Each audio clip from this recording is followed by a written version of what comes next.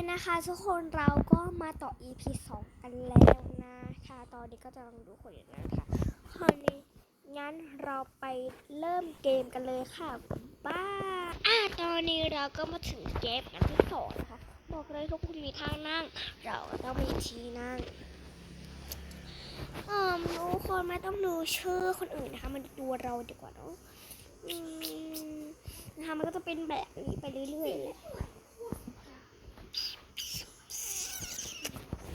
แจ่มมากแจ่มมาก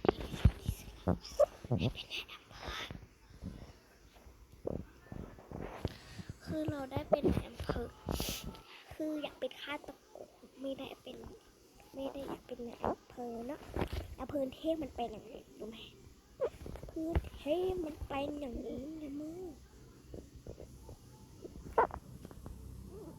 ไม่อยู่ใกล้ฆาตกรแม่มึงอย่าตายมึง